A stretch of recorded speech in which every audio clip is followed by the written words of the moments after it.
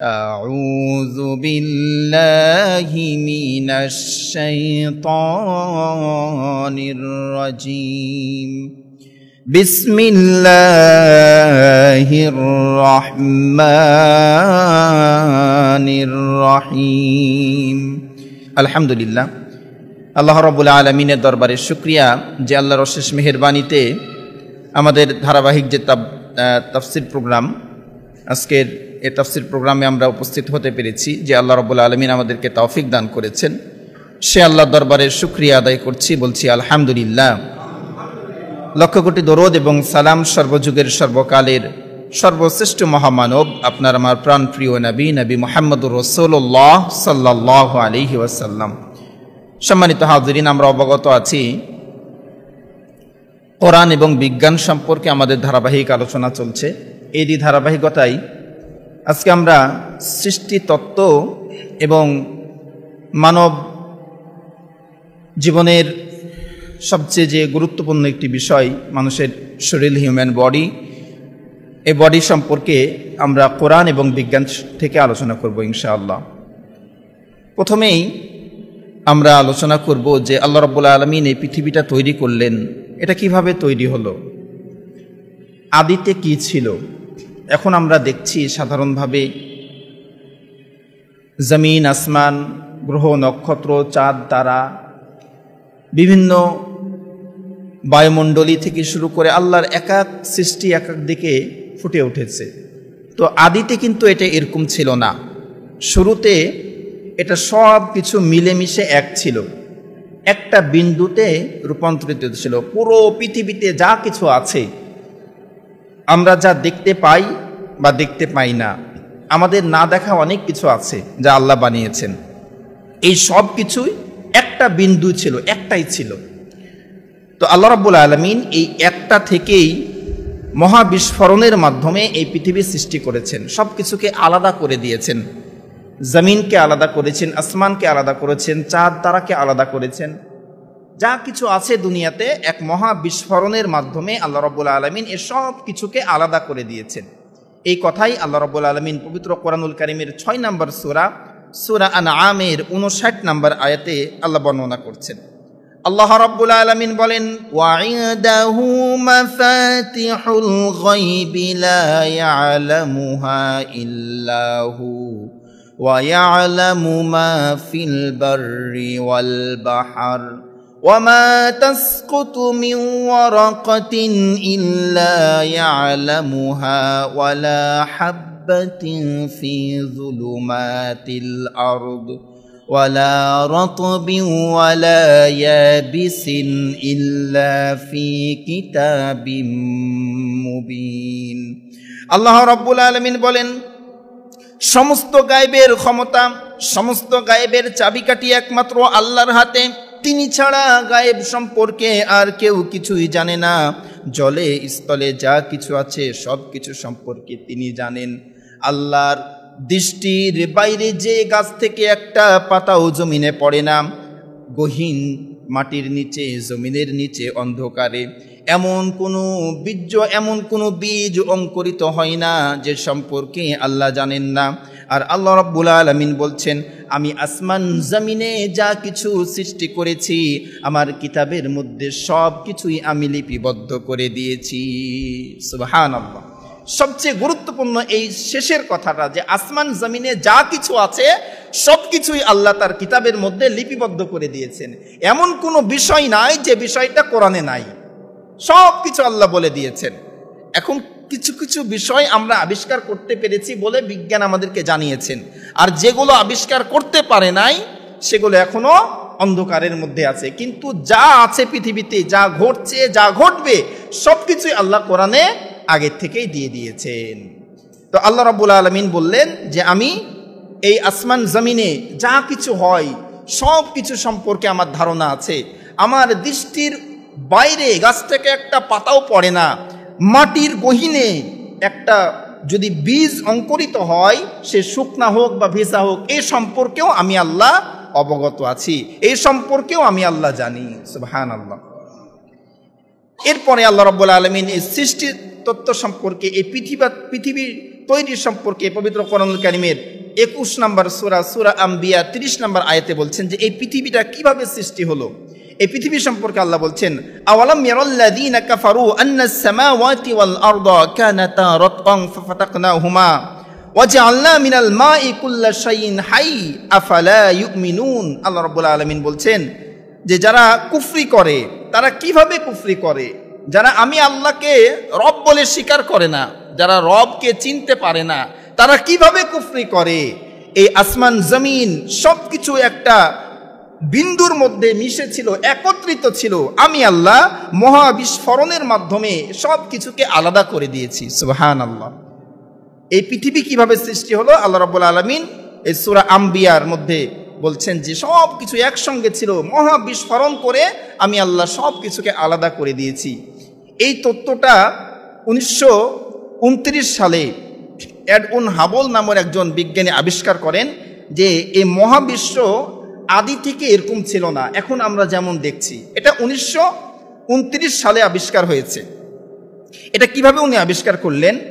এটা এইভাবে উনি আবিষ্কার করলেন যে উনি যে থ্যাটিস্কোপ যে যন্ত্রটা আছে, টেলিস্কোপ যে যন্ত্রটা আছে, যেটা দিয়ে অনেক দূরের কিছু দেখা যায়, এই টেলিস্কোপ এই যন্ত্রটা উনি আবিষ্কার করলেন। আবিষ্কার করে উনি দেখলেন যে পৃথিবীটা, আকাশে যে তারকারাজিগুলো আছে এগুলো দিন দিন বাড়তে আছে, বিস্তৃতি ঘটতে আছে, বড় হতে আছে। তো এই সূত্র ধরে পরবর্তীতে উনি চিন্তা করলেন বা সিদ্ধান্ত দিলেন যে যেহেতু পৃথিবী আস্তে আস্তে বাড়তে আছে, তাহলে এর আগে আরো ছোট ছিল, এখন যেহেতু বড় হচ্ছে, বাড়ছে, তাহলে আগে কি ছিল? ছোট ছিল। এই সম্পর্কে উনি ধারণা করে বিগ ব্যাং থিওরি উনি আবিষ্কার করলেন। উনি প্রকাশ করলেন যে মহাবিস্ফোরণের মধ্য দিয়ে আসলে পৃথিবী হয়েছে। আদিতে পৃথিবী এরকম ছিল না, এক বিন্দুর মধ্যে ছিল, আর এই বিন্দুর মধ্যে অনেক ঘনত্ব ছিল, অনেক হার্ড ছিল। তো এটা আবিষ্কার হয়েছে 1929 সালে। আর আল্লাহ রাব্বুল আলামিন আজ থেকে 1450 বছর আগে কোরআনে আল্লাহ বলে দিয়েছেন যে এই পৃথিবীটা একটা বিন্দুই ছিল, এরকম ছিল না। সুবহানাল্লাহ।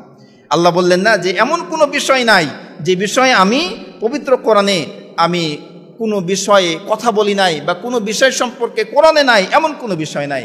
সব বিষয়ে আমি কোরআনুল কারীমে বিস্তারিত আলোচনা করেছি। সুবহানাল্লাহ। তাহলে আল্লাহ রাব্বুল আলামিন যে এই আসমানকে বাড়াচ্ছেন, আসমানকে বৃদ্ধি করছেন, জমিনকে বৃদ্ধি করছেন, এটা আজকে বিজ্ঞান দ্বারা প্রমাণিত। কিন্তু কোরআন কি বলছেন? কোরআনে এই সম্পর্কে কিছু আছে কিনা? আল্লাহ যেহেতু বললেন যে সব বিষয় বলেছি, আল্লাহ এই যে পৃথিবীকে বিস্তৃত ঘটাচ্ছেন, বড় করছেন, এই বিষয়েও কোরআনে বলে দিয়েছেন। বলেন সুবহানাল্লাহ। আল্লাহ রাব্বুল আলামিন পবিত্র কোরআনুল কারীমের 51 নম্বর সূরাতুল জাসিয়ার 47 নম্বর আয়াতে বলেন, ওয়াস-সামাআ বানাইনাহা বিআইদিন ওয়া ইন্না লামুসিউন। আল্লাহ রাব্বুল আলামিন বলেন, আমি নিজ হাতে আসমান তৈরি করেছি, আমি নিজ হাতে আসমান তৈরি করেছি, আমি নিজ হাতে এই পৃথিবী তৈরি করেছি। আর পৃথিবী তৈরি করার পর থেকে এই পৃথিবীকে আমি সম্প্রসারিত করতে আছি, বাড়াতেই আছি, বিস্তৃতি ঘটাতেই আছি। সুবহানাল্লাহ।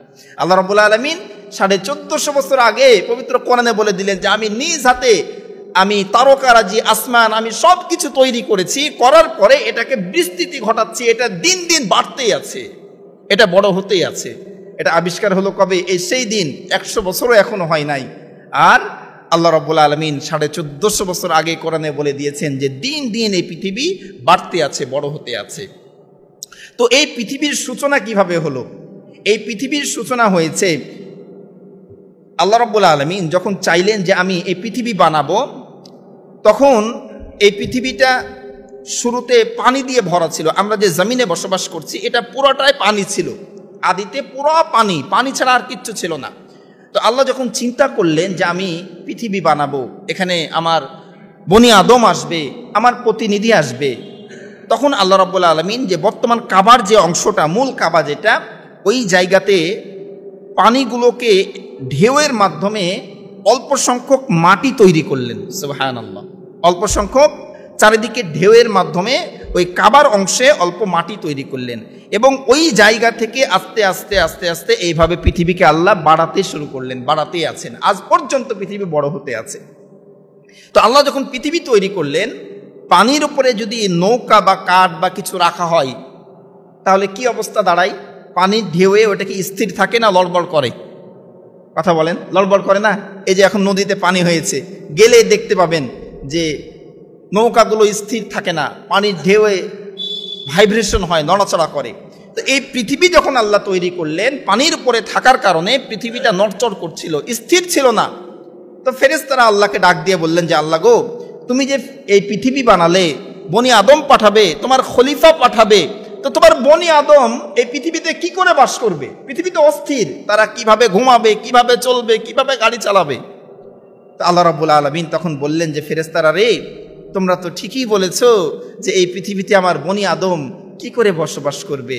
তো ঠিক আছে, এই অস্থির পৃথিবীকে কিভাবে স্থির করা লাগে আমি আল্লাহ জানি। আল্লাহ রাব্বুল আলামিন এই কথা পবিত্র কোরআনুল কারীমের ৭৮ নম্বর সূরা নাবার ৭ নম্বর আয়াতে আল্লাহ বর্ণনা করছেন। আল্লাহ রাব্বুল আলামিন বলেন, ওয়াল জিবালা আওতাদা, পৃথিবীর আনাচে কানাচে পেরাক রূপে আমি পাহাড়কে গেড়ে দিয়েছি। বলুন সুবহানাল্লাহ। পেরাক রূপে পাহাড়কে গেড়ে দিয়েছি। পেরাক শব্দটি আল্লাহ ব্যবহার করেছেন। পেরাক মানে কি? কাটা। এই যে আমরা যে কাটার ব্যবহার দেখি, এই যে এই টেবিলটাতে যে পেরাক মারা হয়েছে, কাটা মারা হয়েছে, আমরা কতটুকু দেখতে পাই? মাথার অংশটুকু, মূলটুকু কি ভিতরে থাকে। যতটুকু দেখতে পাই এতটুকু পুরো পেরাকের 10 ভাগের 1 ভাগও না, মূলটা কিন্তু ভিতরেই আছে। আল্লাহ রাব্বুল আলামিন যে পাহাড়গুলো তৈরি করেছেন, এই পাহাড়ের মাথাগুলো আমরা দেখতে পাই, মূলগুলো মাটির ভিতরে আছে। তো মাথাগুলো যদি এত বড় হয়, তাহলে মাটির ভিতরে যত ঢোকানো আছে এটা কত বড় আছে, কত বড় আল্লাহ পেরাক দিয়ে, পাহাড় দিয়ে এই অস্থির পৃথিবীকে স্থির করলেন। আল্লাহ রাব্বুল আলামিন ওয়াল জিবালা আওতাদা, পাহাড়কে পেরাক করে যখন মাটির মধ্যে গেড়ে দিলেন, পৃথিবীটা স্থির হয়ে গেল। ফেরেশতারা আশ্চর্য হয়ে জিজ্ঞাসা করলেন, মাওলা, এত বড় পৃথিবী পানির মধ্যে দোল খাচ্ছিল, তুমি পাহাড় দিয়ে পেরাক মেরে পৃথিবীকে স্থির করে দিলে, তাহলে পৃথিবীর মধ্যে যা কিছু বানিয়েছো এর মধ্যে সবচেয়ে শক্তিশালী করে পাহাড়কেই বানিয়েছো নাকি? আল্লাহ রাব্বুল আলামিন বলেন, ওরে ফেরেশতারা, না না, আমি পৃথিবীতে এত কিছু বানিয়েছি আর এত কিছু শক্তিশালী জিনিস বানিয়েছি, এই পাহাড়ের চেয়ে অনেক শক্তিশালী করে অনেক জিনিস আমি বানিয়েছি। ফেরেশতারা জিজ্ঞাসা করে, ও মাওলা, ও মাবুদ, জানতে চাই তুমি পাহাড়ের চেয়েও শক্তিশালী করে দুনিয়ার বুকে কি বানিয়েছো? আল্লাহ রাব্বুল আলামিন বলেন, পাহাড়ের চেয়েও শক্তিশালী করে আমি আল্লাহ লোহা বানিয়েছি। কি বানিয়েছি ভাই? লোহা। পাহাড় যত বড়ই হোক না কেন, লোহা দিয়ে পাহাড়গুলোকে কেটে কেটে টুকরা টুকরা করে খান খান করা যায়। বলুন ঠিক কিনা? এই যে সাদা পাথর, সিলেটের সাদা পাথরের যে পাথরগুলো চোরাই হচ্ছে, এগুলো কি হয়? এগুলো বড় বড় মেশিনে দিয়ে এগুলোকে ভেঙে টুকরো টুকরো করে আমাদের বিল্ডিংয়ের কাজে লাগানো হয়। দেখেন আল্লাহর কুদরতি এই নিয়ামত, এই নিয়ামতের ওপরেও মানুষের নজর। এই নিয়ামতও মানুষ চুরি করে নিয়ে চলে যাচ্ছে। আমরা কত নিচে নেমে গেছি, কত খারাপ হয়ে গেছি আমরা, যে এত সুন্দর যারা গিয়েছেন, সিলেটে গিয়েছেন যারা, দেখেছেন মনোমুগ্ধকর একটা পরিবেশ, গেলে আর আসতে ইচ্ছে হয় না। বছর 3 আগে একবার গিয়েছিলাম, এত সুন্দর, এত বড় বড় পাথর, আর এত পাথর, জায়গার নাম সাদা পাথর, দেখতেও ওরকম, যত দূর চোখ যায় একেবারে সুন্দর পাথর, মনে হচ্ছে বিছানো আছে। আর এই পাথরগুলো তো মানুষের তৈরি করা না, মেঘলয় থেকে ভেসে ভেসে আসে, এলা আল্লাহর কুদরত পানির সঙ্গে আসে। আর দুর্নীতিবাজগুলো, চাঁদাবাজগুলো আল্লাহর এই নিয়ামতগুলোকে চুরি করে করে বিক্রি করছে। তারা কি ভাবছে না যে আমরা যে কাজগুলো করছি এর জন্য আল্লাহর কাছে জবাবদিহি করতে হবে, আল্লাহর দরবারে আমাকে দাঁড়াতে হবে, আমি যে অন্যায় করছি এজন্য আল্লাহর কাছে দাঁড়াতে হবে, এই চিন্তা আজকে তাদের মাথায় নাই। তো যাই হোক, ফেরেশতারা বললেন যে আল্লাহ, তাহলে এই পৃথিবীর বুকে সবচেয়ে শক্তিশালী করে তাহলে তুমি লোহায় মনে হয় বানিয়েছো। লোহা, লোহার কথা যখন আসলে একটু আলোচনা করি শুনেন। এই যে লোহা, এই লোহাটা এমন একটা ধাতু, যে ধাতুটা এই পৃথিবীর কোনো বস্তু না। লোহা পৃথিবীর কোনো বস্তু না, এটা আল্লাহ রাব্বুল আলামিন আকাশ থেকে নাজিল করেছেন। আকাশ থেকে লোহাকে আল্লাহ কি করেছেন? নাজিল করেছেন। কোরআনকে যেইভাবে নাজিল করেছেন, লোহাকেও আল্লাহ নাজিল করেছেন। এটা আমার মুখের কথা না, কোরআনে আল্লাহ বলছেন। আল্লাহ রাব্বুল আলামিন লোহা নামের একটা সূরাই কোরআনে দান করেছেন, সূরাতুল হাদিদ। হাদিদ মানে লোহা। পবিত্র কোরআনুল কারীমের 57 নম্বর সূরা সূরাতুল হাদীদের 25 নম্বর আয়াতে আল্লাহ বলছেন, ওয়া আনজালনাল হাদীদা ফীহি বা'সুন শাদীদুন ওয়া মানাফি'ু লিন-নাস। আল্লাহ রাব্বুল আলামিন বলেন, ওয়া আনজালনাল হাদীদ, আমি লোহা নাজিল করেছি, ফীহি বা'সুন শাদীদ, আর এই লোহার মধ্যে ভয়ঙ্কর শক্তি আমি দান করেছি, ওয়া মানাফি'ু লিন-নাস, মানুষের জন্য এই লোহার মধ্যে আমি অনেক কল্যাণ রেখেছি। এই লোহা দিয়ে আমার বান্দারা বাড়ি বানাবে, এই লোহা দিয়ে গাড়ি বানাবে, এই লোহা দিয়ে মোবাইল হবে, এই লোহা দিয়ে এরোপ্লেন বানাবে, এই লোহা দিয়ে তাদের জীবন চলার জন্য, প্রতিদিনের জীবন চলার জন্য, জীবিকা অর্জনের জন্য এই লোহাকে আমার গোলামেরা ব্যবহার করবে, আর আমি রবের শুকরিয়া আদায় করবে। এজন্য আমি নাজিল করেছি। আল্লাহ বলছেন, ওয়া আনজালনাল, আমি নাজিল করেছি। লোহার এমন শক্তি, লোহার এতই পাওয়ার যে এই পৃথিবীতে আল্লাহ যা কিছু দিয়েছেন, চন্দ্র সূর্য থেকে শুরু করে যত শক্তিশালী গ্রহ নক্ষত্র আছে, এই সব কিছুর শক্তি যদি আপনি একত্রিত করেন তো লোহার একটা অণু তৈরি করা যাবে না। বলুন সুবহানাল্লাহ। একটা অণু তৈরি করতে পারবেন না। লোহার একটা অণু তৈরি করতে 1 কোটি ডিগ্রি সেলসিয়াস তাপমাত্রা লাগে। 1 কোটি ডিগ্রি সেলসিয়াস তাপমাত্রা লাগে লোহার একটা অণু তৈরি হতে। তো আল্লাহ রাব্বুল আলামিন বললেন যে আনজালনাল হাদিদ, আমি লোহা নাজিল করেছি। আর আল্লাহ যে লোহা নাজিল করেছেন, লোহা যে পৃথিবীর কোনো বস্তু না, এটা আজকে বিজ্ঞানও সাক্ষী দিচ্ছে যে হ্যাঁ, লোহা তৈরির জন্য যেই পরিমাণ তাপের দরকার, এই পৃথিবীর কোনো গ্রহে কোথাও এই লোহা তৈরির জন্য তাপ দেওয়ার কোনো ব্যবস্থা নাই। আল্লাহ লোহাকে নাজিল করেছেন। সুবহানাল্লাহ। তাহলে ফেরেশতারা বললেন যে আল্লাহ, তাহলে কি লোহায় সবচেয়ে শক্তিশালী? আল্লাহ বলেন, না, লোহার চেয়ে অনেক শক্তিশালী করে আমি দুনিয়াতে আরো অনেক কিছু বানিয়েছি। ফেরেশতারা বলে, আল্লাহ, জানতে খুব ইচ্ছা হয় লোহার চেয়ে শক্তিশালী করে তুমি কি বানিয়েছো? আল্লাহ রাব্বুল আলামিন বলেন, ওরে ফেরেশতারা, লোহার চেয়ে শক্তিশালী করে আমি আল্লাহ আগুন বানিয়েছি। বলুন সুবহানাল্লাহ। কি আগুন? লোহা যতই শক্তিশালী হোক না কেন, যদি আগুনের মধ্যে দেওয়া হয়, মুহূর্তের মধ্যে কি হয়ে যায়? পানি হয়ে যায়। 1500 ডিগ্রি সেলসিয়াস তাপমাত্রা যদি লোহাকে দেওয়া হয়, ওই লোহা কি হয়ে যায়? পানি হয়ে যায়। তো এই যে আগুন, আল্লাহ বললেন যে আমি লোহার চেয়ে শক্তিশালী করে আগুন বানিয়েছি। আচ্ছা, আপনাদের কাছে প্রশ্ন, বলেন তো লোহার ব্যবহার কি? লোহার খাসিয়াত কি? লোহার কাজ কি? আগুনের কাজ কি বলেন তো? আগুনের কাজ মানুষকে বা যা কিছু দিবেন জ্বালিয়ে দেওয়া, নাকি? আগুনের কাজ কি? জ্বালিয়ে পুড়িয়ে শেষ করে দেওয়া। এটা হলো আগুনের কাজ।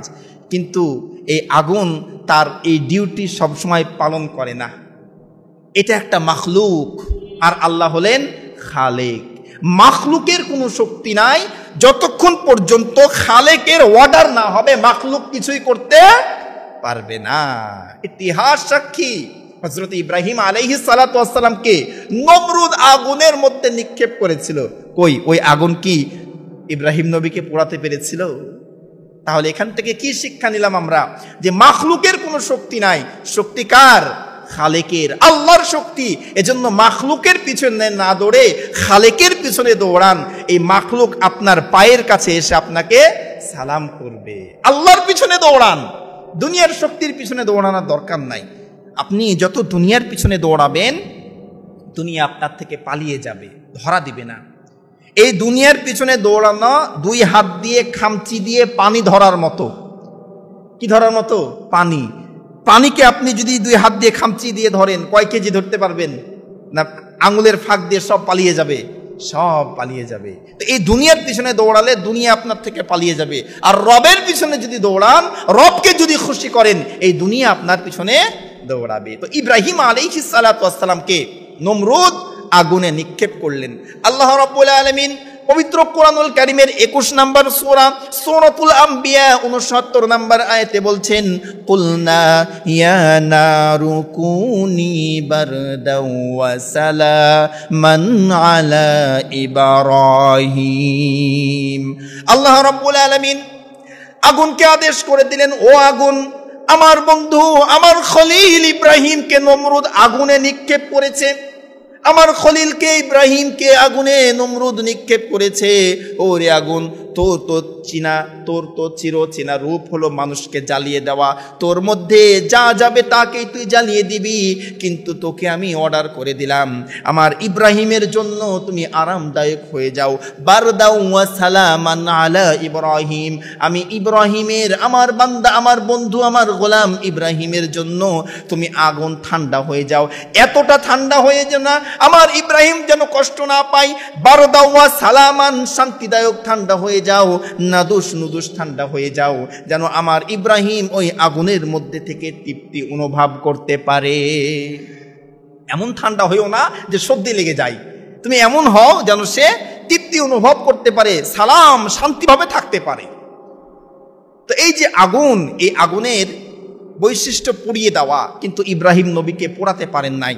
শুধু যে ইব্রাহিম নবীকে পোড়ান নাই তা না, তার শরীরে যে পোশাক ছিল এই পোশাকে পর্যন্ত আগুন লাগতে পারে নাই। কিন্তু কি আশ্চর্যের বিষয়, ইব্রাহিম আলাইহিস সালাতু ওয়াস সালামকে যখন আগুনের মধ্যে ফেলা হয়, তার হাতগুলো রশি দিয়ে বাঁধা ছিল, তার পা বাঁধা ছিল।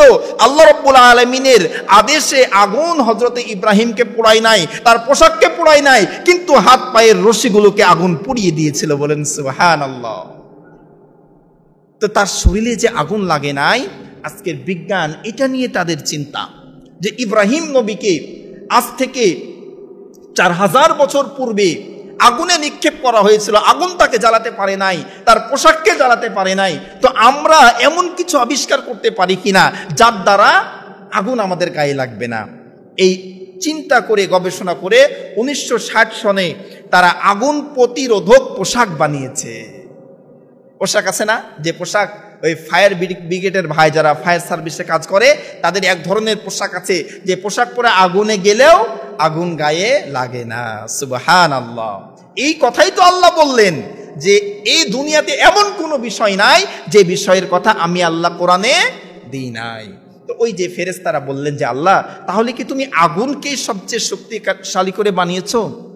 আল্লাহ বললেন যে না, আগুনের চেয়েও শক্তিশালী করে এই পৃথিবীতে আমি আরো অনেক কিছু বানিয়েছি। ফেরেশতারা ডাক দিয়ে বলেন, মাওলা, আমাদের জানতে খুব ইচ্ছা হয় আগুনের চেয়ে শক্তিশালী করে তুমি কি বানিয়েছো। আল্লাহ রাব্বুল আলামিন বলেন, ওরে ফেরেশতারা, আগুনের চেয়ে শক্তিশালী করে আমি আল্লাহ দুনিয়াতে পানি বানিয়েছি। আগুন যতই বেশি হোক না কেন, যত বড়ই আগুন জ্বলুক না কেন, যদি পানি দিয়ে দেওয়া হয় আগুন মুহূর্তে নিভে শেষ হয়ে যায়। তাহলে শক্তি কার বেশি? পানির বেশি। আল্লাহ রাব্বুল আলামিন এই পানি সম্পর্কে পবিত্র কোরআনে একাধিক জায়গায় একাধিক বর্ণনা দিয়েছেন। এই পানি সম্পর্কে আল্লাহ কথা বলেছেন। তা আমরা বেশি না 2টা বর্ণনা শুনবো এই পানি সম্পর্কে। আমরা জানি এই পৃথিবীর বুকে 2টা সাগর আছে, যে 2টা সাগরের পানি 2 রকম। এক সাগরের পানি মিঠা, আর এক সাগরের পানি নোনতা। এই 2 সাগরের পানি একসঙ্গে লেগে থাকে, কিন্তু একটা অপরটার সঙ্গে মিশে না। বলুন সুবহানাল্লাহ। আল্লাহ রাব্বুল আলামিন এই কথাই পবিত্র কোরআনুল কারীমের 55 নম্বর সূরা সূরাতুর রহমানের 19 এবং 20 নম্বর আয়াতে আল্লাহ বলছেন, মারাজাল বাহরাইনি ইয়ালতাকিয়ান বাইনাহুমা বারযাখুল লা ইয়াবগিয়ান ফাবিআইয়ি আলাই রাব্বিকুমা তুকাযযিবান। আল্লাহ রাব্বুল আলামিন বলেন, 2টি সমুদ্রকে তিনি আল্লাহ রাব্বুল আলামিন প্রবাহিত করেছেন, কিন্তু কি আশ্চর্যের বিষয়, একটা আরেকটার সঙ্গে মিলিত হয় না। আল্লাহ রাব্বুল আলামিন বলছেন, উনি এমন একটি সত্তা, যে সত্তা উভয়ের মাঝে এমন একটি আড়াল তৈরি করে দিয়েছেন, এমন একটা প্রাচীর তৈরি করে দিয়েছেন, যে প্রাচীরের কারণে মিষ্টি পানি নোনা পানির মধ্যে মিশতে পারে না, নোনা পানি মিষ্টি পানির মধ্যে মিশতে পারে না। আল্লাহ রাব্বুল আলামিন বলছেন, ফাবিআইয়ি আলাই রাব্বিকুমা তুকাযযিবান। তোমরা তোমাদের রবের কোন কোন নিয়ামতকে অস্বীকার করবে? এত নিয়ামত তোমাদের রব তোমাদেরকে দান করেছে, কোন কোন নিয়ামতের অস্বীকার করবে? তাহলে এই যে আল্লাহ এই পৃথিবীর বুকে এত নিদর্শন আমাদেরকে দেখাচ্ছেন, তারপরেও যারা বেধর্মী, আল্লাহকে চিনে না, এত কিছু দেখেও তাদের হেদায়েত হচ্ছে না, তারা বুঝছে না যে আসলে রব বলে কেউ একজন পৃথিবীতে আছে। আরেকটি আয়াত আমরা পানি সম্পর্কে শুনি। এই যে বৃষ্টি আমরা দেখতে পাই যে বৃষ্টিতে আমরা আমাদের ফসল ফলে আমরা শান্তি পাই, সিক্ত হই। এই বৃষ্টি সম্পর্কে আল্লাহ রাব্বুল আলামিন পবিত্র কোরআনুল কারীমের 24 নম্বর সূরা নূর, এই সূরা নূরের 43 নম্বর আয়াতে আল্লাহ বলছেন, আল্লাহ রাব্বুল আলামিন বলেন, আলাম তারা আন্নাল্লাহা ইউজজি সাহাবান সুম্মা ইউআল্লিফু বাইনাহু সুম্মা ইয়াজআলুহু রুকামান ফাতারাল ওয়াদাকা ইয়াখরুজু মিন খিলালিহি ওয়া ইউনাজ্জিলু মিনাস সামাই মিন জিবাল। আল্লাহ রাব্বুল আলামিন বলেন, তুমি কি দেখোনি আমি আল্লাহ মেঘমালাকে পরিচালনা করি, আমি আল্লাহ মেঘমালাকে গুচ্ছিত করি, এক জায়গায় করি, এরপরে একত্রিত করে আমি আল্লাহ এই মেঘমালাকে বৃষ্টি রূপে আমি আল্লাহ আমার গোলামদের উপরে নাজিল করি, আমি আল্লাহ গোলামদের জন্য নাজিল করি, বৃষ্টি দিই। এই বৃষ্টি থেকে তারা এই আকাশের বৃষ্টি দিয়ে তাদের ফসল ফলায়, তারা একাধিক অনেক রকম তারা উপকৃত হয়ে থাকে এই বৃষ্টির মাধ্যমে। আল্লাহ বলছেন যে তুমি কি দেখো না, তোমরা কি দেখো না যে আমি মেঘমালাকে কিভাবে একত্রিত করি, আমি আল্লাহ একত্রিত করে যেই জায়গায় বৃষ্টির দরকার সেখানে নিয়ে যে আমি বৃষ্টি দান করি, রহমতের বৃষ্টি দান করি। এই বৃষ্টির মাধ্যমে আমার গোলামেরা তারা ফসল ফলায়, তারা জমিনে পানি পায়, তারা আত্মতৃপ্তি পায় এই বৃষ্টির মাধ্যমে। আল্লাহ রাব্বুল আলামিন এই বৃষ্টির কথা পবিত্র কোরআনে আমাদেরকে শুনিয়েছেন যে আমি আল্লাহ এই বৃষ্টি তোমাদেরকে দিয়ে থাকি। তাহলে এই যে পানি, এই পানির কিন্তু আল্লাহ ক্ষমতা দিয়েছেন, এই পানির কিন্তু অনেক ক্ষমতা। আমাদের দেহের ৭০%-এরও বেশি এই পানি দিয়ে গঠিত। আমরা যে ফলগুলো খাই, এই ফলগুলোর মধ্যে ৮০ থেকে ৯০ ভাগ পানি থাকে। এই যে মানুষ তৈরি, এই মানুষ তৈরিতে যে উপাদানগুলো আল্লাহ ব্যবহার করেছেন এর মধ্যে পানি সংখ্যাই বেশি। তো অনেক পানির পরে আলোচনা করলে অনেক সময়, তো যাই হোক, ওই যে ফেরেশতারা জিজ্ঞেস করলেন যে আল্লাহ তাহলে কি পানিকে সবচেয়ে শক্তিশালী বানিয়েছো? আল্লাহ বললেন যে না, আমি পানিকে সবচেয়ে শক্তিশালী করিনি। ফেরেশতারা ডাক দিয়ে বলেন, মাওলা তাহলে জানতে চাই পানির চেয়ে শক্তিশালী করে কি বানিয়েছো? আল্লাহ রাব্বুল আলামিন বলেন, ওরে ফেরেশতারা, আমি আল্লাহ পানির চেয়ে শক্তিশালী করে বাতাস বানিয়েছি। কি বানিয়েছি ভাই? বাতাস। কিভাবে? এই যে এই আয়াতে যেটা আমরা শুনলাম যে আল্লাহ মেঘকে একত্রিত করে বাতাসের মাধ্যমে এক জায়গা থেকে আরেক জায়গায় নিয়ে যায়, যেখানে বৃষ্টির দরকার সেখানে নিয়ে যেয়ে বৃষ্টি বর্ষণ করে। আল্লাহ রাব্বুল আলামিন বললেন, আমি পানির চেয়ে শক্তিশালী করে বাতাসকে তৈরি করেছি। এই বাতাসের এতই শক্তি, বড় বড় মেঘের টুকরোগুলোকে এক স্থান থেকে আরেক স্থানে নিয়ে যায়। এই বাতাসের এত শক্তি, এত ক্ষমতা আল্লাহ বাতাসকে দান করেছেন। এই বাতাসের সামনে অনেক সময় বড় বড় বিল্ডিং, বড় বড় অট্টালিকা এই বাতাসের সামনে দাঁড়াতে পারে না। বড় বড় যখন ঝড় হয় তখন কি হয়, বড় বড় বিল্ডিং দেখা যায় কাত হয়ে যায়, বড় বড় গাছপালাগুলো কাত হয়ে পড়ে যায়। এই বাতাসকে অনেক শক্তিশালী করে আল্লাহ বানিয়েছেন। এই বাতাস এমন একটি আল্লাহর সৃষ্টি যেটা আমরা দেখতে পাই না, যেটা আমরা চোখে দেখতে পাই না, তারপরেও কিন্তু বিশ্বাস করি কি করি না বলেন তো? বিশ্বাস করি না যে বাতাস আছে, আল্লাহ বাতাস বানিয়েছেন। তো যে সকল নাস্তিক এই বাতাস অনুভব করে, বাতাসকে তারা দেখতে পায় না, তারপরেও কিন্তু বিশ্বাস করে যে বাতাস আছে। নাস্তিকদের একটা মানে তাদের মত বা তাদের কথা যে চোখে যেটা দেখা যায় না সেটা আমরা বিশ্বাস করি না। There is no god, god বলতে, সৃষ্টিকর্তা বলতে কিছুই নাই।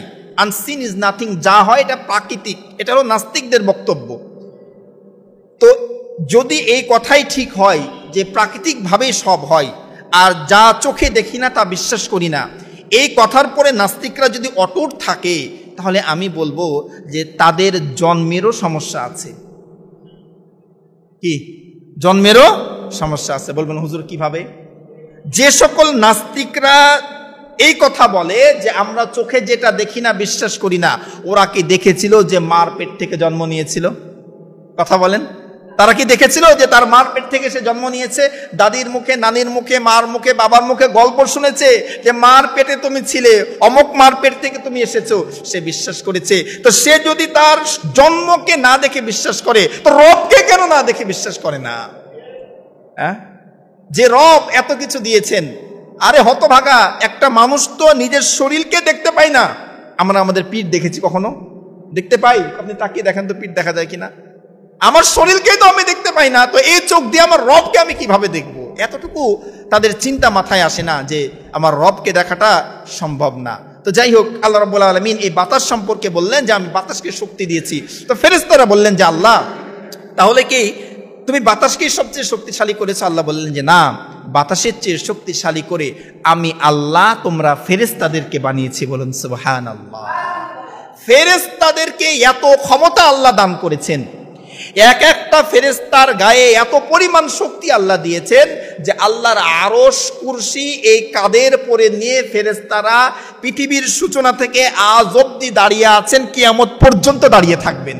সুবহানাল্লাহ। এই আসমান জমিনটা ফেরেশতারা ডিউটি পালন করে এগুলোর নাজ নিয়ামতকে ঠিকভাবে পরিচালিত করছেন।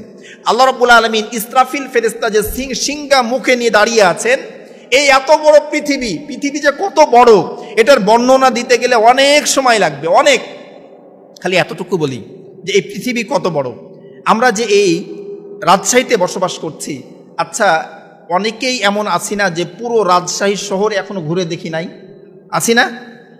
আমি দেখি নাই, অনেক জায়গা আছে যে এখনো দেখি নাই। তাহলে কি এই রাজশাহীটা অনেক বড়? অনেক বড় না। এই রাজশাহীর তুলনায় এই বাংলাদেশটা কিন্তু অনেক বড়। তাহলে কি এই বাংলাদেশই পৃথিবীর মধ্যে সবচেয়ে বড় রাষ্ট্র? এই বাংলাদেশের চেয়ে অনেক বড় বড় দেশ দুনিয়াতে আছে। ইন্ডিয়া, ভারত মহাদেশ 24-25 গুণ বড়। এর চেয়ে অনেক বড় বড় দেশ পৃথিবীতে আছে এই বাংলাদেশের চেয়ে। তাহলে এই সব মিলিয়ে একটা আমাদের গ্রহ, এই গ্রহটাই কি সবচেয়ে বড়? বড় না।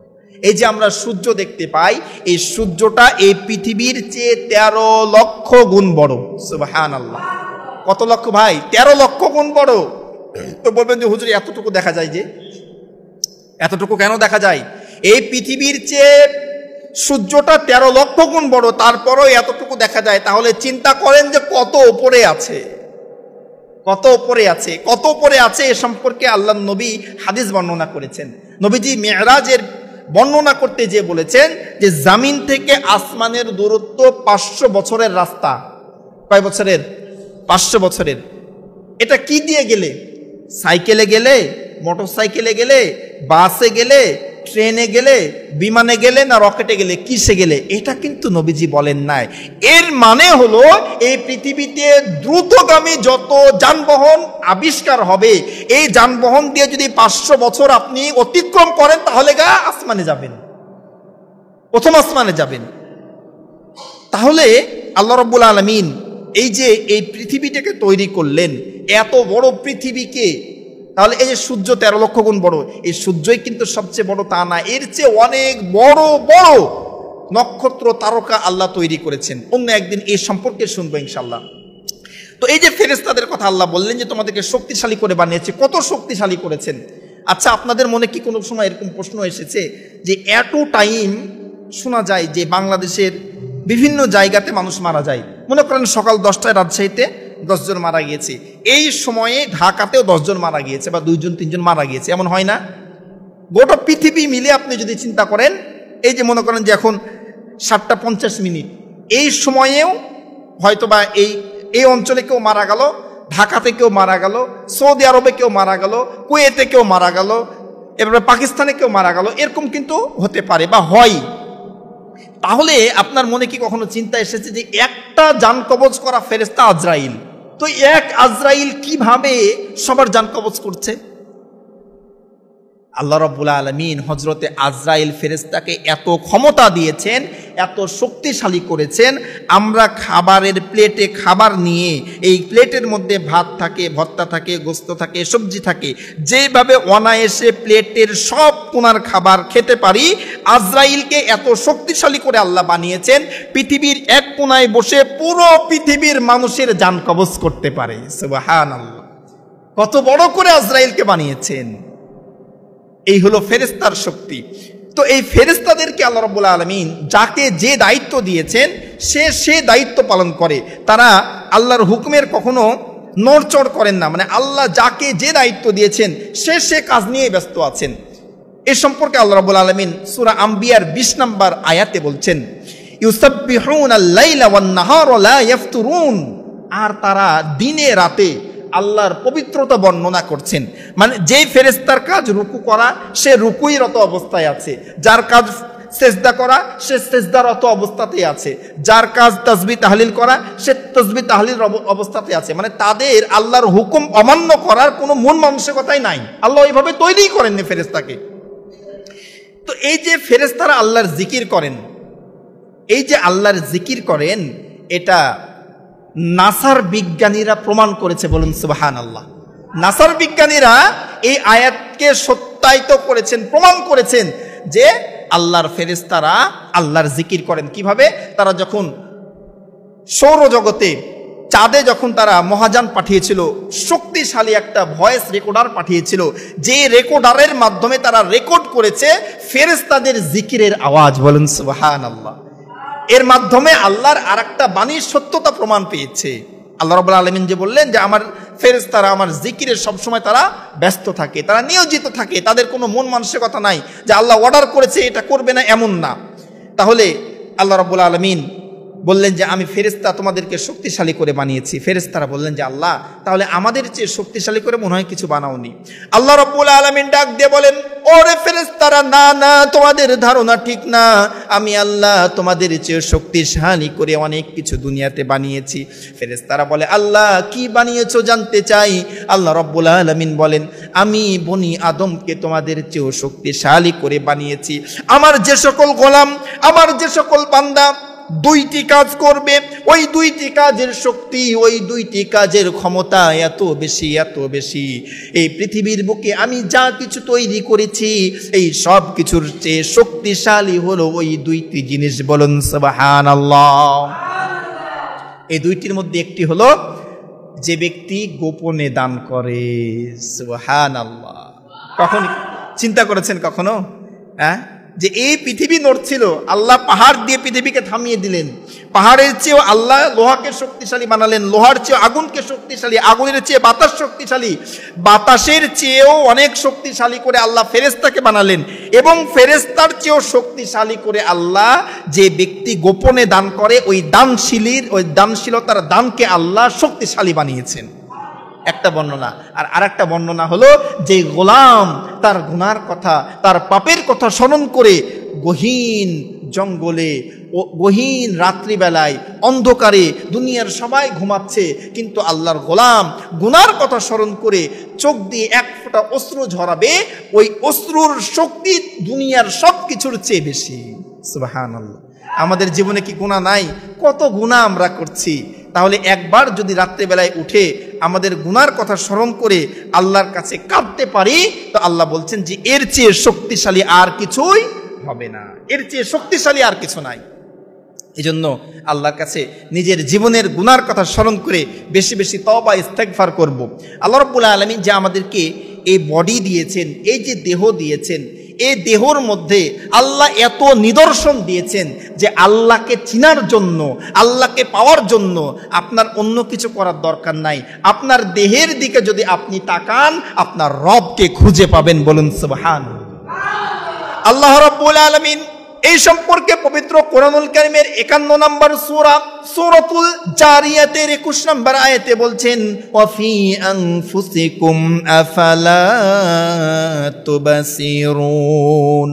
আল্লাহ রাব্বুল আলামিন বলেন, আর নিদর্শন আছে তোমাদের মাঝে, তোমরা কি দেখতে পাও না? তোমরা কি দেখো না? আমি আল্লাহ আমার নিদর্শন তোমাদের ভিতরে, তোমাদের মাঝেই আমি আল্লাহ দিয়ে দিয়েছি। কত নিদর্শন আল্লাহ আমাদেরকে দিয়েছে, মাথার চুল থেকে পায়ের পাতা পর্যন্ত।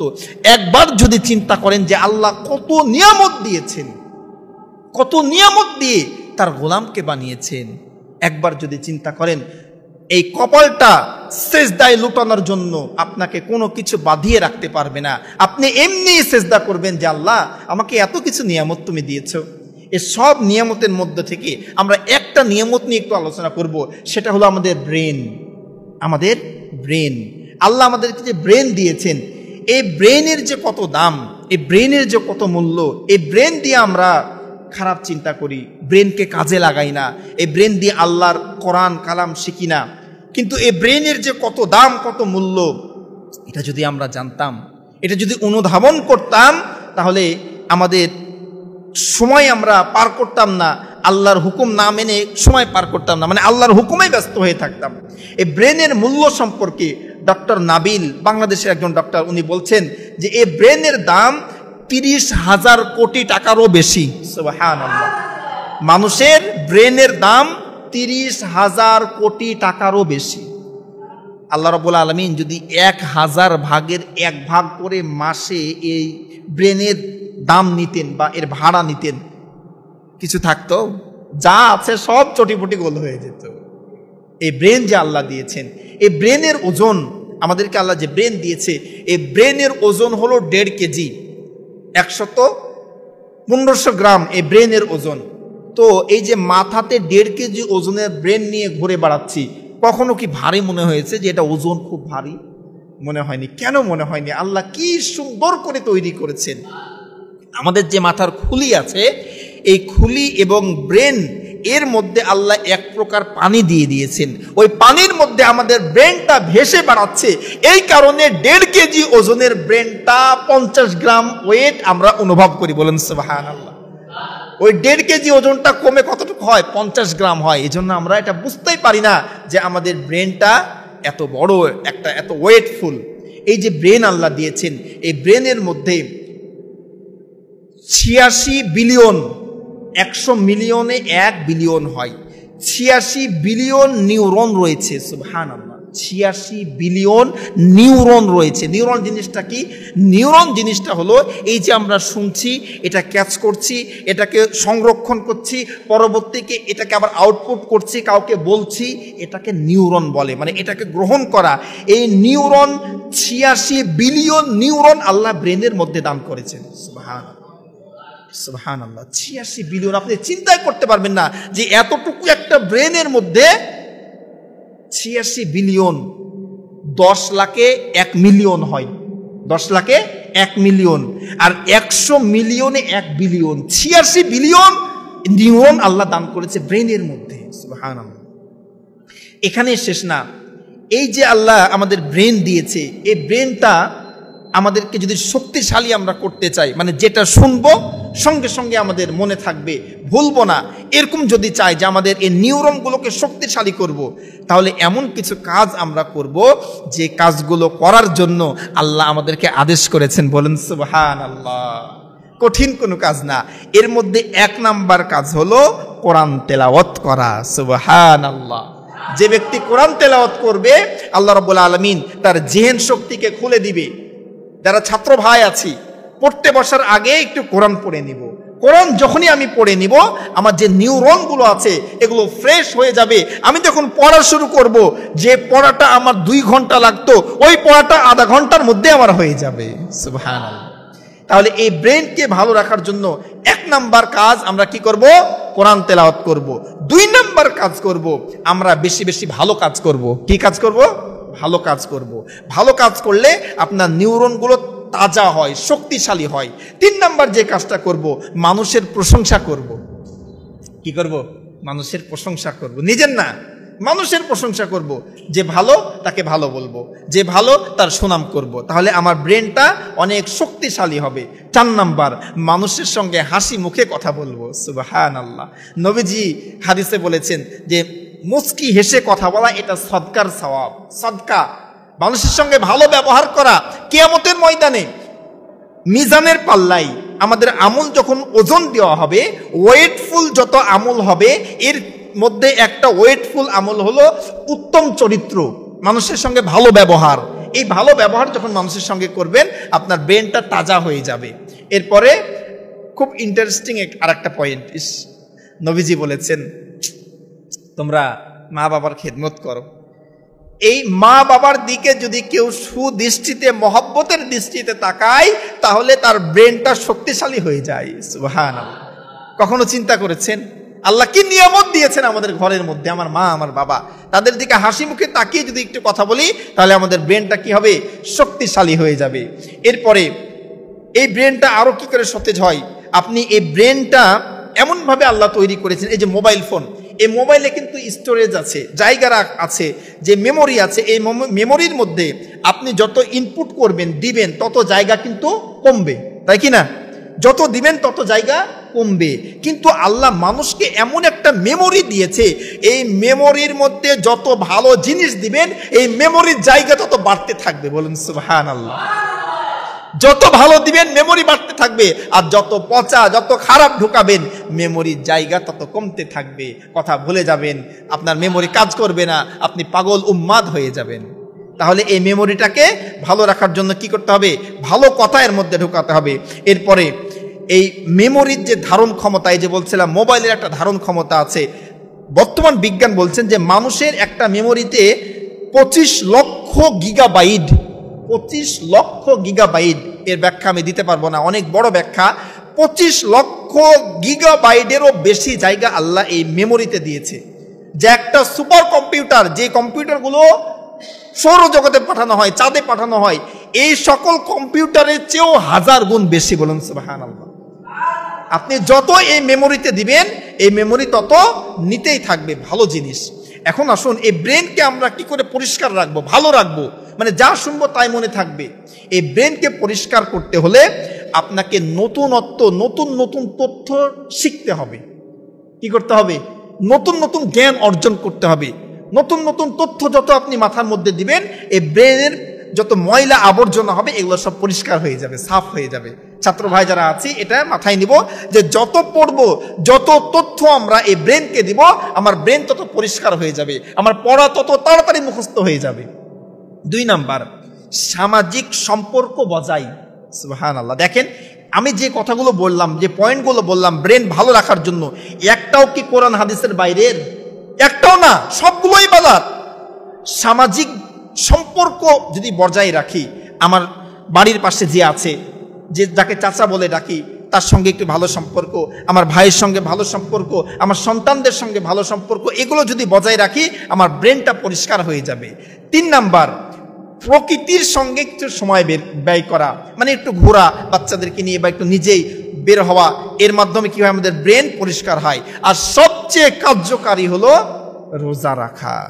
সুবহানাল্লাহ। রোজা রাখা, এই রোজার মাধ্যমে আমাদের ব্রেনে যত জাম ধরে, ময়লা ধরে, এগুলো সব পরিষ্কার হয়ে যায়। সুবহানাল্লাহ। আর এই ব্রেনকে ভালো রাখার জন্য আমরা 2টা খাবার বেশি বেশি খাবো। এর মধ্যে একটা হলো ওয়াতিন, আর 2 নাম্বার হলো ওয়াজাইতুন। 1 নাম্বার কি? তিন, আর 2 নাম্বার জাইতুন। এই 3 আর জাইতুন এটা এমন একটা আল্লাহর কুদরত যে এই কুদরতের মাধ্যমে আল্লাহ রাব্বুল আলামিন আমাদের শরীরে যে অর্গানগুলো দিয়েছেন এই সব অর্গানগুলো সতেজ থাকে। 3 জাইতুন কি? ডোমর আর অলিভ, অর্থাৎ ওই যে এই ডোমর আর জলপাই, ডোমর আর জলপাই, এটা খাওয়ার নিয়মটা আমি বলে দেব। তো এর আগে আরেকটা কথা আমরা শুনি, দিলেন এত দামি ব্রেন দিলেন, তো এই ব্রেন দেওয়ার পরে আমরা যদি ব্রেনকে কাজে না লাগাই তাহলে আমাদের কি অবস্থা হবে?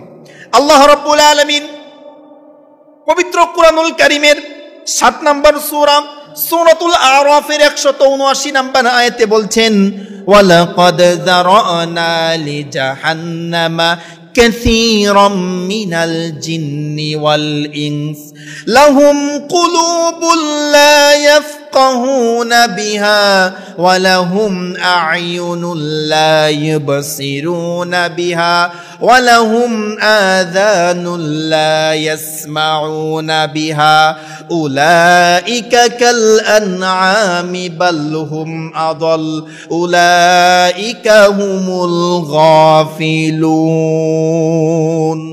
আল্লাহ রাব্বুল আলামিন বলেন, কিছু মানুষ আর কিছু জিনকে আমি তৈরি করেছি জাহান্নামে দেওয়ার জন্যই। কিছু জিনকে আর কিছু মানুষকে আমি তৈরি করেছি জাহান্নামে দেওয়ার জন্যই। এখন বলবেন যে হুজুর, আল্লাহ যদি জাহান্নামে দেওয়ার জন্যই তৈরি করে তা আমার কি অপরাধ? প্রশ্ন আছে কি নাই?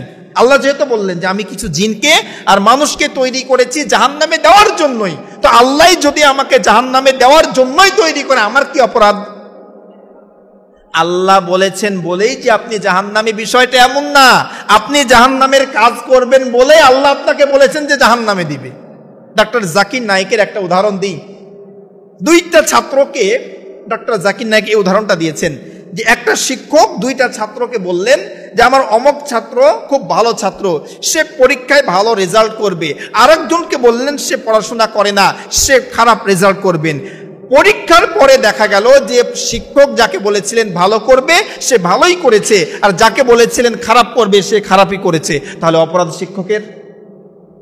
কথা বলেন। শিক্ষক তো বলেছে যে একজন ভালো করবে আর একজন খারাপ করবে, অপরাধ তো শিক্ষকের না। শিক্ষক তো জানে যে আমার কোন ছাত্র কেমন পড়াশোনা করে, উনি ওটার পরে চিন্তা করে বলেছেন যে অমুক ভালো করবে অমুক খারাপ করবে।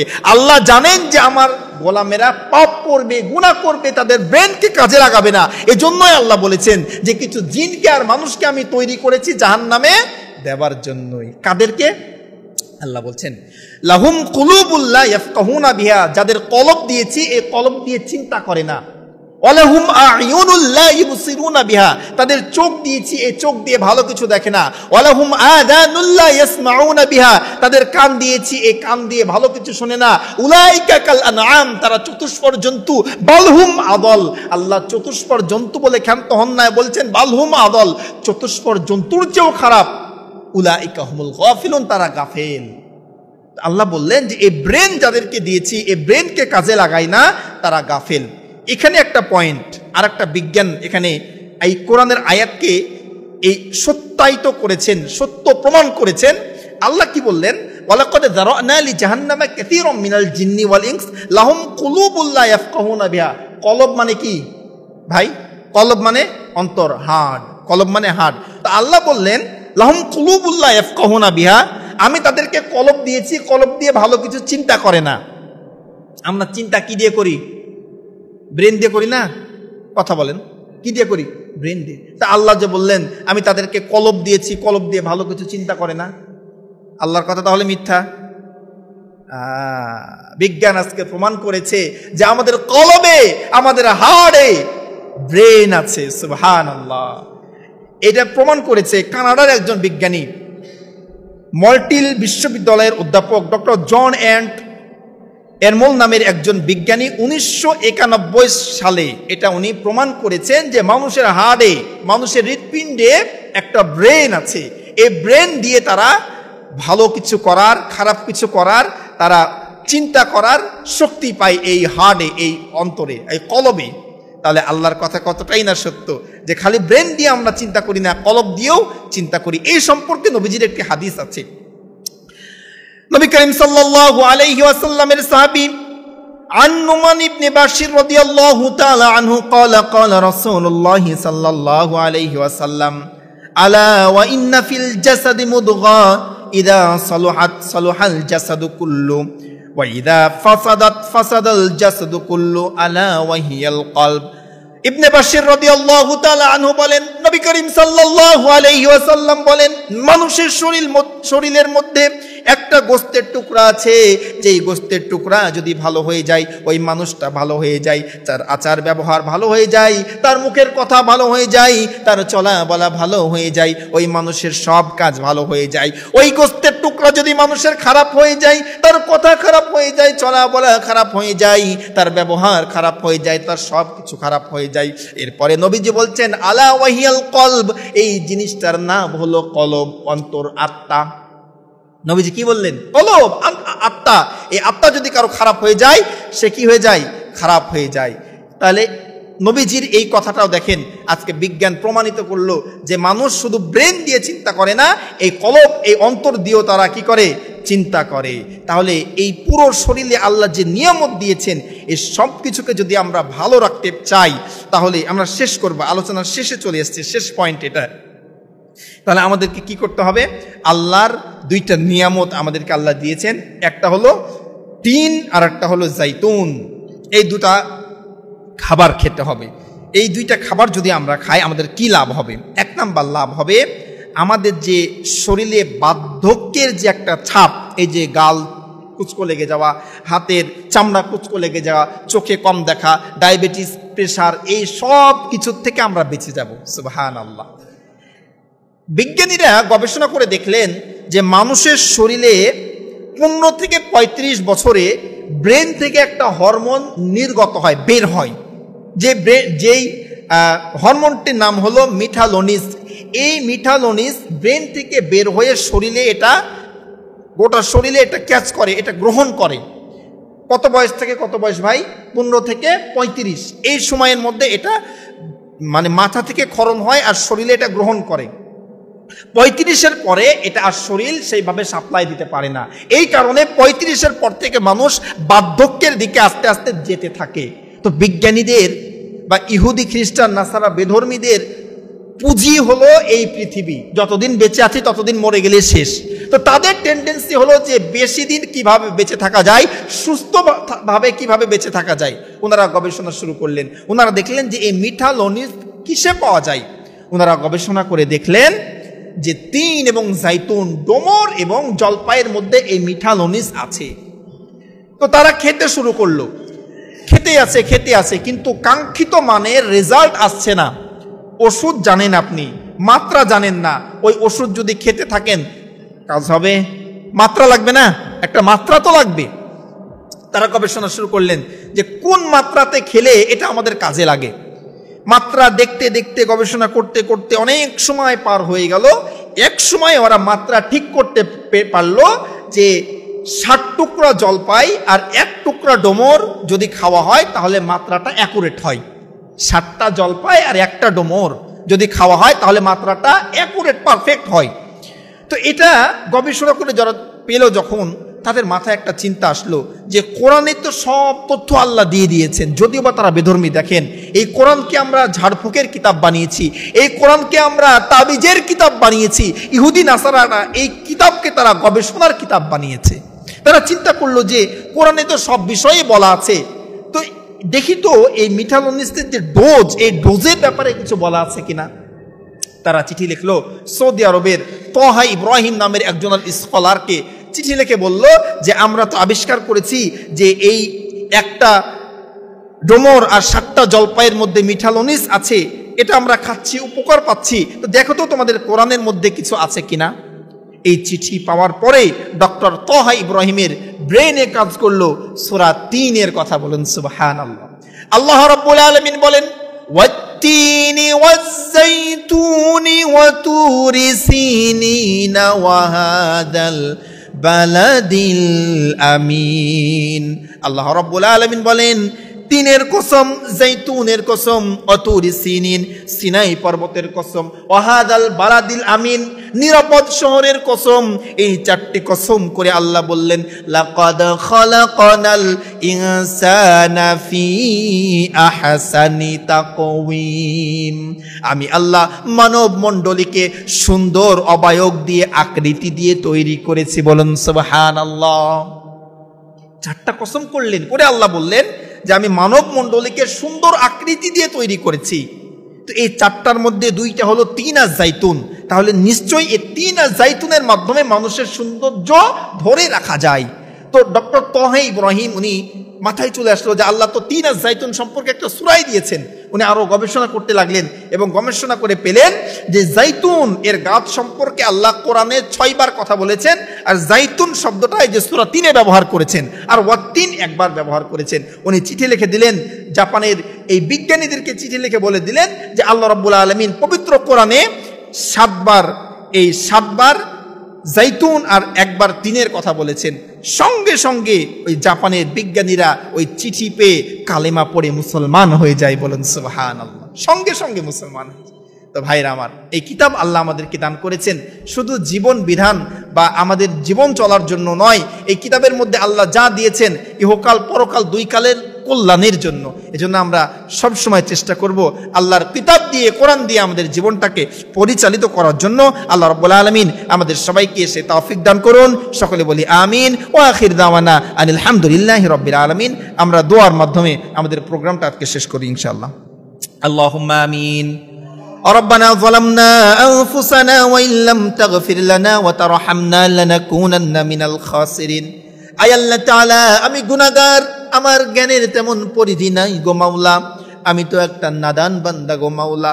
আমি তোমার কোরআনের একজন খাদেম গো মাওলা। আমাকে তুমি কোরআনের দায়ী হিসেবে কবুল করে নাও। আয় আল্লাহ তাআলা, স্বল্প জ্ঞান দিয়ে তোমার গোলামদেরকে, তোমার বান্দাদেরকে কিছু কথা শোনানোর চেষ্টা করেছি। আয় আল্লাহ তাআলা যা কিছু বলেছি আমাদের সবাইকে আমল করার তৌফিক দান করে দাও।